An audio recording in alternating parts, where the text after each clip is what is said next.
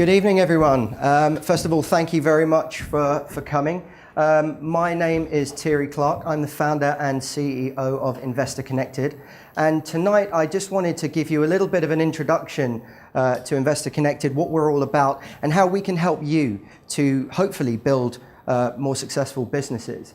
But first thing, I guess you probably want to know a little bit about me since I'm standing here in front of you presenting. So I thought I would tell you a bit about myself. The last 10 years I have spent working in the investment management industry, and I've been really fortunate to be able to travel across the world speaking to professional investors and also a lot of successful entrepreneurs that have done very well for themselves. And throughout that time I've had the opportunity to listen to them, what has made them successful, what they look for in terms of investment. Now, recently, I decided to leave my safe and secure job to become a full-time entrepreneur and take InvestorConnected, hopefully, to the next level. And when someone does that, apart from going through a slight midlife crisis, you have the chance to reflect on things. And being that I've been in financial services, I thought I'd put it into numbers to give you a bit of an idea. So I've traveled to over 40 countries over the last 10 years. That's been kind of fun. I was head of Central and Emerging Europe for a large asset management company, so I spent a lot of time in the crazy East, lots of stories to tell about that. I spent over 750 business days out of the country, which probably explains why I was single for 7 years. I presented to over 10,000 people, so this is nothing new to me. But it gave me an opportunity to understand how other people present and how people present their businesses as well. It's a really, really interesting experience that I've had. And finally, over the last 5 years, I managed to raise about $1.5 billion of investment for the company that I was working for. So I have some idea of what investors are looking for when they're investing in things. Now, what does this mean, and what has it taught me? Well, I've spent a lot of time talking about the economy and about business and what has changed over the past few years. And everybody has been looking at how things have changed since the financial crisis. And when I look at investing, and especially investing in small businesses, I've seen that there's been really a fundamental and significant change in what's happening. And you know, this is changing the way and the dynamics of business and the way that people interact with funding of businesses. I mean, first of all, what we've seen is that banks are lending less, and the traditional sources of financing that small companies normally go for is changed. And now we've had the rise of individuals filling that gap of funding. And we've seen recently in the press the rise of things like crowdfunding, social financing, things like Kickstarter, and peer-to-peer loans, all becoming really, really popular. And you know, this has changed the way and the accessibility, really, of investing in small businesses. But whilst these things exist, there still seems to be a gap in terms of knowledge and understanding of what people are actually investing in.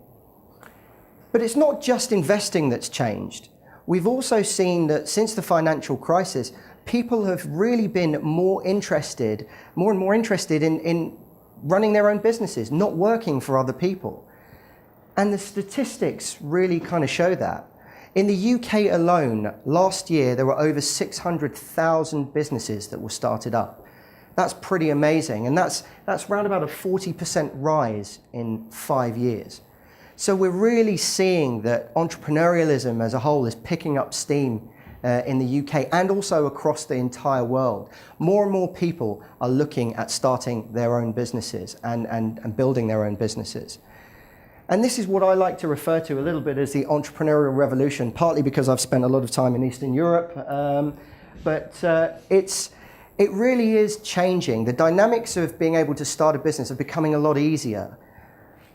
Boundaries are falling. So where one would be able to start a business locally, you can now expand much quicker regionally, nationally, and even globally. Those boundaries are really falling. Part of that is also to do with the internet and the ability to communicate with a whole new set of customers, clients, and interested parties via the web. It's easier to build websites now. You can actually, without having any expertise, go and create your own website. More and more people have that online presence, which gives them more access to more people. Social media has had a big influence on our lives as well. The way that we communicate with each other, the way that we network, even the way that we're marketing to people is changed by social media. And it's allowed us to have much broader global connections to people. The mobile revolution. Everybody pretty much has a smartphone nowadays. The ability to create applications and to communicate with people on the go is becoming increasingly important. And it's also created a rise of new entrepreneurialism. More and more people look at creating applications for us to use. Cloud computing has also been really important recently. The expense of IT infrastructure has now become much, much less. And businesses are able to scale much better using cloud computing and have much better accessibility to global infrastructure. And finally, even in the manufacturing world, the rise of things like 3D printing has enabled people to prototype more, even create bespoke products. So it's becoming easier to start up business. And we're seeing that in the numbers, and more people are looking to take advantage of that. But it's not just about starting businesses. It's also about keeping them going. And as we all know, it's not so easy. And failure is often an option, and things don't go right. In fact, there's a couple of studies in both the UK and the US that have suggested only 55% of businesses make it past their first 5 years. So that's a huge number of businesses that are failing. So it's important to look at what makes a successful business. And really, it's not just about money. So this is not an exhaustive list, but it's just a start to give you an idea of what we think makes a successful business. Of course, you need a good idea. I'm pretty sure that a lot of people sit in their bedrooms and have kind of eureka moments and think of great ideas. But you need more than that to make a successful business. People, vitally important. The amount of time I've spent talking to investors about what they've invested in, and the number of times they've said to me, it's all about the people. We really believe in the people behind this particular project, that they're going to actually make it work. So having a good look at the people is really important. A strategy. You need to know how you're going to deliver your product, how you're going to market it, what your sales plan is going to be. All of these things are really, really important. We can't forget funding because, sadly the world doesn't run on love alone. I wish it did, but it doesn't. And money and funding is extremely important. And so we need to be able to get access to funding at the right time and often at various stages of the development of our company. And finally, advice and experience. We all make mistakes and we all enter into foreign territory where we don't really know what we're doing. And having a good network of people to be able to speak to and get advice from is also really, really important. And so how do you create something, or how do you solve all of these problems? How do you actually get access to people, strategy, funding, advice? Well, for me, in my travels, it's all been about your network. To me, your network opens doors to you. The bigger and better your business network, the more opportunities you have. The more people you have to rely on, the more expertise you can call on. And that really is what we're about at InvestorConnected. We're all about networking and we're all about community.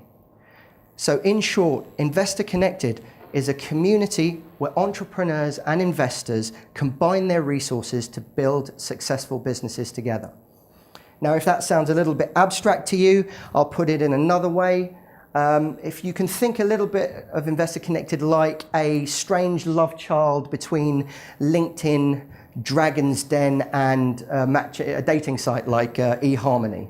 It's a strange fusion of those things. So what do we do? In other words, well, we connect entrepreneurs with other entrepreneurs. So to make sure that entrepreneurs can help each other, create collaborations, give each other advice. Also for investors, new investors to the market or people that would have cash that would like to invest in small businesses often don't have the experience of doing so, and collaborating with other people, perhaps who have more experience, is often really, really useful. So linking other entrepreneurs, investors rather, with investors is also really important. And of course, we link entrepreneurs with investors. So that's in brief what we do. I'm going to show you a few features of the site as well, just so that you can understand what I'm talking about. So first of all, networking is at the core of what we do. And it all starts with your profile. Our profile looks very similar to what you might have seen on LinkedIn or something like that. You're able to set up a profile, and we've designed it especially for whether you're an entrepreneur or an investor, to show those characteristics. You can also link your other social network accounts so people can really get an idea of who you are. You can link your business to that, to these profiles as well. But it's really dedicated to you as an entrepreneur. And this is especially important if you also have a day job, as I did for the last 10 years. It's all about building your network. So we allow people to connect with each other. We've also recently launched a feature which allows you to match yourself with other people on the network, on the community, who have similar business interests. So you can find people all across the world that maybe have the same interests as you, that might be able to help you and offer you advice. And finally, we allow people to share information and expertise. So this will look very similar to something you'll see on LinkedIn or Facebook. It's what we call our hub, the ability to share information, to ask questions, to engage with other members of the community. And these are all features which we think are really, really important. Of course, as I mentioned, we're a little bit like Dragon's Den, so pitching is important. And we think that we want people to pitch things the right way. So our pitching system allows you, first of all, to highlight those things that we think investors find really important. The people, the finances, and what you're going to do with the capital that they may be investing. And that's what we've done. We've designed a system that allows you to do that, and also to continually update and evolve your pitch. And you can keep your pitch live whilst you're doing that. Similarly, as we mentioned, feedback is really important. So within this, we've built in a system of feedback and reviews where we ask the community to come and give you some advice or give you some feedback, constructive feedback on your pitch and on your business idea. And we hope that this will enable people to create and evolve their pitch over time and make sure it becomes better and better. Finally, we also allow people to track what's happening with their pitch. They can see the activity that's happening over time, they can see who's looking at their pitch, and really start to engage with those people that find their pitch interesting. So these are all really interesting features for an entrepreneur. And also for an investor, what we try to do is make their life easy, because people that have money often have very little time and very little patience, in my experience. And what we try to do is match them with the right opportunities and keep it very simple for them. It all starts with our checklist. So first of all, we get investors to define what they're looking for from an investment. And once they've defined that, we then use a matching algorithm to match them with businesses that match those criteria. Now, this has two effects. Number one, it means that once you set up your profile once, you can sit back and you can then receive matches. And it also means that investors and entrepreneurs get investment in, or get people contacting them that really, really match their criteria. And it's a time-saving device as well. So these are some of the kind of key features we've talked about. Obviously, one of the things I've said that we look at quite closely is the financials. And I'd like to welcome my colleague, Jeremy Hunt, up, who's going to talk to you a little bit more about the financial profiling that we do on the site, something that's quite special at InvestorConnected. Jeremy, let me hand over to you. Hi, everyone. As Thierry said, my name's Jeremy, and I'm the CFO here at InvestorConnected. I'll start by asking you some questions. How many of you shudder at the thought of doing the finances? Can we see some hands? Yeah, that's good. For the entrepreneurs, how many of you actually have a really good idea of what your business is worth? So I can see 3 or 4 hands there. Not that many. How many of you hate accountants? All right, I'm not going to hold that against you. Your wife included. So what I'm going to tell you about today will hopefully change some of those answers, especially the last one. My InvestorConnected story started back in 2012 when I met this guy in a club in London. He was facing the same issue as many of the rest of you. He had a small business and it was time to do the accounts. He needed the help of an accountant. That's where I came in. Little did I know that that decision would actually lead me here today. So, over the coming weeks, I learned all about InvestorConnected, and as Thierry and I got to know each other better, I soon realised I was actually getting involved in more than just doing the accounts. That's when he told me about his vision to create an automated tool capable of measuring the financial strength of a business. I was sold. It was time to do some research. We started by looking at other funding websites to see how they were geared up to helping the small business owner and investors. We knew that these had been growing in popularity over the past few years, but on closer inspection, we realised that there was actually little emphasis on the financials of a business and not that much in the way of tools to help the small business owner. We also spoke to a number of investors. And they said that this marketplace was attractive, but it didn't really provide them with the answers to the questions they were looking to ask, which are, how safe is my investment, and when am I likely to be able to see a return? We then turned to the accounting and investment industries to see what they offered. The first and main viable option for a small business owner is to go directly to an accountant. But this isn't cheap, and it's not very quick, really. So, knowing my entrepreneur friends, the 2 things they don't have are time and money. So we looked to develop a solution. A solution was to model the mind of an accountant and create an automated tool. We needed a guinea pig for this, and basically you're looking at him.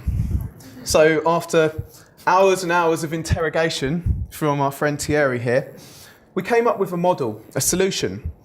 This solution needed to be, for the entrepreneur, it needed to be able to be used by anybody, even those without a knowledge of any kind of finances. It also needed to be cheap and not very time consuming to use.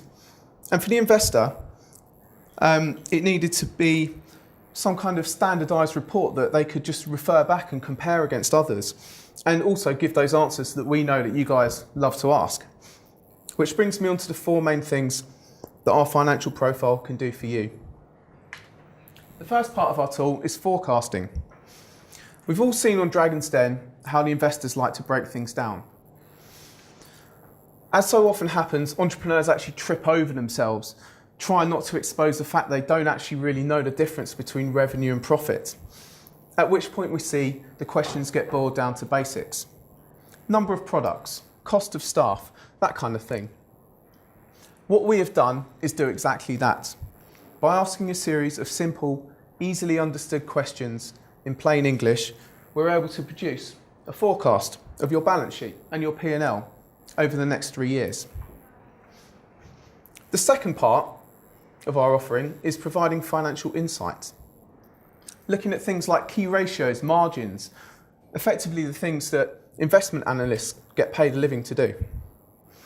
So based on your projections, we have calculated over 20 different investment ratios, which we have bucketed into 3 things: profitability, safety, and liquidity. The output of this is twofold. For the entrepreneur, the report highlights where your financial strengths and weaknesses are, and if there are any areas you may wish to focus on. And for the investor, it does all the hard work for you, gives you all the answers you need to know in a nice, neat, logical fashion. Now, going back to that question we asked earlier, when am I likely to see a return? Well, we actually had to devise our own ratio for this, which we call the Cashout Ratio.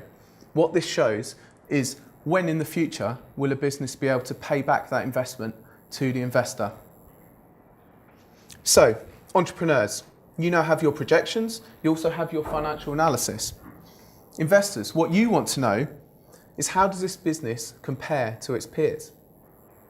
So, to make this valuable for you, we've actually run the same analysis on over 70,000 different businesses globally, spanning every different industry. Some that have succeeded and some that have failed, so it encompasses everything really. We then benchmark each financial profile against this. What you get, as you see here, is an Icee financial rating card. This gives you an individual score out of 5, or between 1 and 5, for profitability, safety and liquidity, which together make up your overall score. You can also see how your industry does against the market. So you can see if a company is financially strong or weak in particular areas. This can then be integrated into your pitch, which Thierry spoke about earlier. But don't worry, the financials themselves behind this don't actually get shared, unless of course you want them to. The final thing we offer is valuations for the business. Not 1, not 2, but actually 3. Looking at net asset value, enterprise value and earning multiple, which together give you an overall valuation for the business. Now, aside from being hugely interesting for entrepreneurs to know what their business is worth, valuations are actually an incredibly powerful starting point when you have negotiations with investors. So, that was a brief overview of the financial profile, a tool that we believe can be very helpful for any small business owner or anybody looking to invest. Something that we actually believe sets InvestorConnected aside from the competition. And before you ask, for each and every one of you here, it will be free to use. I'll now hand back to Thierry. So that's a little bit about the financial profile, a little bit about InvestorConnected and what we're trying to do. We're trying to build a global community. We'd like InvestorConnected to be the world's largest business network. And really, in order for us to do that, we need help. We need you guys. And what we'd really like you to do is, first of all, to sign up to InvestorConnected. It is free to use, so really you have nothing to lose. But please tell your friends, tell your family, anyone who might be interested, because this is going to be much, much better with you guys on board. It's all about the community, and you're part of the community, and we'd love to welcome you on InvestorConnected.